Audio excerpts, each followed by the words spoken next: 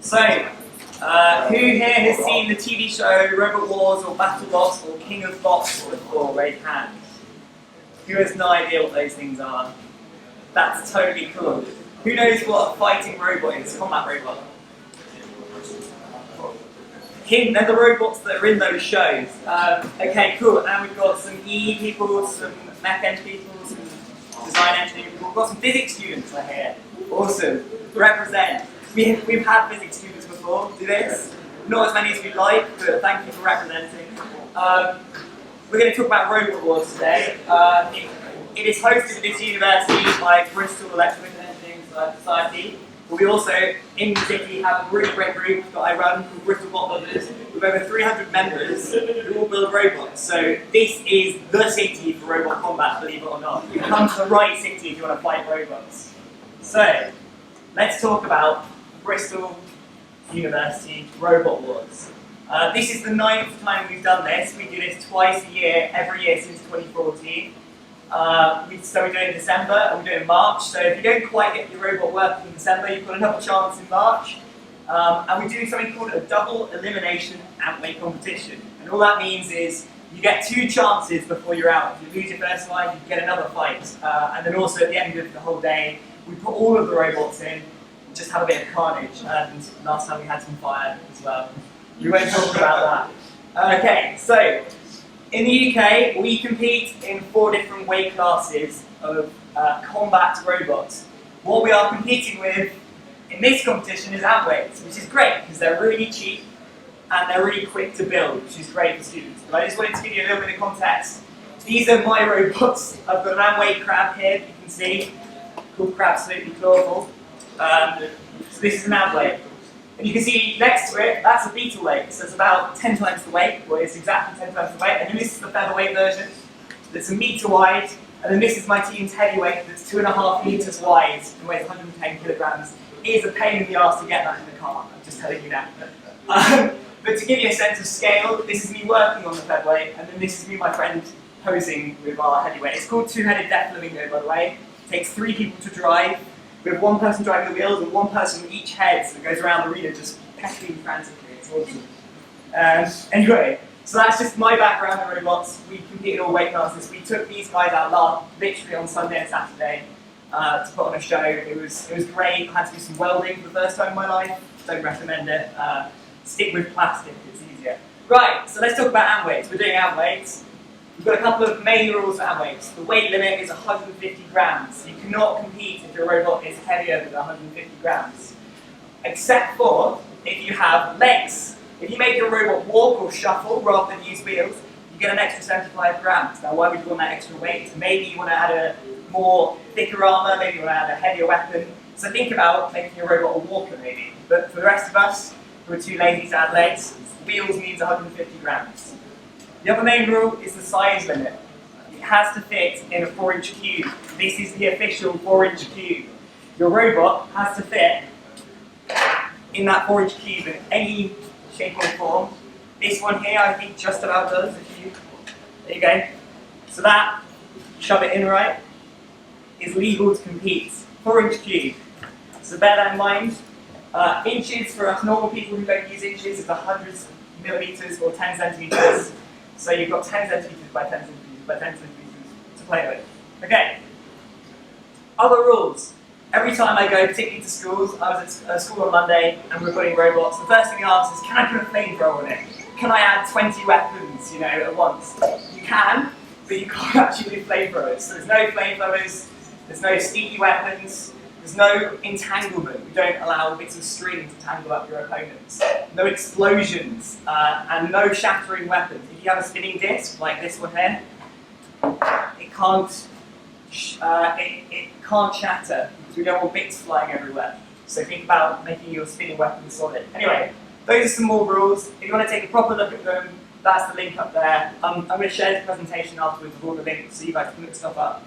But yeah, there's a bunch of rules, but the main ones is just that size and weight thing. The other thing that I didn't know last time is people don't know how this thing works. So how do you win a fight? So we've got 2 pits in either corner of the arena that you can push your opponent in. Once they're in the pit, they're out. We've got an arena flipper that's just a bunch of fun that throws people around. But the other way to win is to knock out your opponent. So if they're not moving for 10 seconds, you've beaten them. But if it goes for full 3 minutes, we have a judge's decision. But in these, we're pretty harsh. Our judges are the audience. So when you're building these robots, we want them to be impressive. We want to put on a show. So if you want to win your fight by a judge's decision, aka our audience, you want to do something cool. So think about that when you're building your robots. Right, so let's talk through a few typical Antweight robots. So, best place to start is a pusher. A pusher is when you push things. So here's an example of a 2-wheel drive pusher built out of metal. Here's a 4-wheel drive one, 3D printed.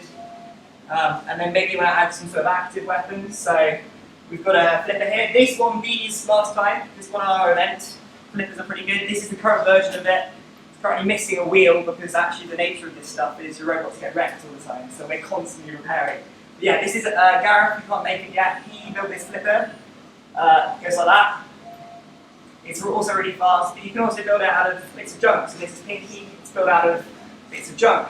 And it's also still quite effective. We have grabber weapons. This is my personal favourite. So you can see a version of this guy here. We recently had a Halloween event, so this is the Halloween version. We had UV paint, so that's what they were coming with paint. It was pretty cool. But yeah, this is a grabber that works like this, and then also horizontal grabbers that typically work like this, kind of grabbing like that. That's another typical weapon. Another one is spinners. I wouldn't recommend them for first-time builders because this is where stuff gets dangerous. So if you do decide to build a spinner, please don't test it outside of our arena. It's for your safety and the safety of people around you. So we have vertical spinners like this guy, so spinning this way. Horizontal spinners, so spinning this way. And then drums is another type where you're spinning a big sort of conical mass. We've got a vertical spinner here, this guy. Typically, we use parts from drone motors for these. We'll talk about that more later. Another typical weapon is a hammer or an axe block. We've got an example of that here. So, some sort of mass swinging over the front. Very great fun. That's good for scoring points for the audience. What else? I also want to just show you some more out there inventions. We really like people pushing the boundaries of what is combat robotics. So this is actually a bees robot called iSuck. It's basically a vacuum cleaner. It's just a massive fan in a volcano thing that sucks itself to the ground. But what we found that was really fun about it, if someone pushes it onto the sidewall, it actually could drive up the walls. So it would suck itself to the walls. And even though that doesn't help for winning fights, the audience loved it so much that it would just, if it went to the judge's decision, everyone would vote for this guy because he's going up the ceiling. It's awesome. We've got this guy here that's kind of a hole. It captures robots underneath its bowl. This one's quite interesting because it's got a cutting saw on an actuated arm, so it actually go in and cut into robots. This is Flappy Boy. I'll give you a demo in a minute. He flaps around stupidly. This is a cluster bot, so if you have 150 grams, you can actually put as many robots you want into that weight limit. So in this case, we've got 2 robots. Interestingly though, this one was built out of MDF wood and paper. This arm was paper, so a robot cut through the paper into the battery, and if you puncture these batteries, they eject fire. So this was a perfect bit of fire right here, a bit of kindling. So bear in mind, protect your batteries. We're trying to emphasise that this year, protect your batteries. And then this is a walker. I was talking about walkers earlier, you get an extra 75 grams. So Scott here built this walker bot, so these are all legs, and it meant that you could have an extra 75 grams, all for the spinning bar, so it's completely devastating when that guy hits things. Other interesting ones, there's another bees one, the full body spinner. It doesn't even have wheels, this one, it just spins around like a hockey puck. This is a spring powered flipper, so it gives it a bit more force than your normal motors, because it's like a mousetrap, you kind of wind it up and then let it go and it goes boing. We had one here, gas-powered pneumatics using a little mini deodorant can. That was really cool. 6-wheel drive instead of 4. Why not go 12-wheel drive? Get as many wheels in there as you can. This is a grabber that goes all directions. One here called Nuts that literally is just a flailing couple of nuts. And this one here is omnidirectional drive, so it could go in any direction you want it to. So it can sort of strafe sideways and, oh, that's great. Again, not particularly great for combat, but hey, it was awesome, So, entertainment values. Right, let's talk through the guts of an Antweight robot, typically. So these are the main bits. We're going to talk about each one of them, but we've got the LiPo battery, we've got drive motors, a weapon servo, a receiver, and a speed controller. So let's go through those now. So these can loan you these because these are actually typically in an Antweight the most expensive part is the controller. So they'll give you this controller to drive your robot, and then you have a receiver at the other end that receives the signal.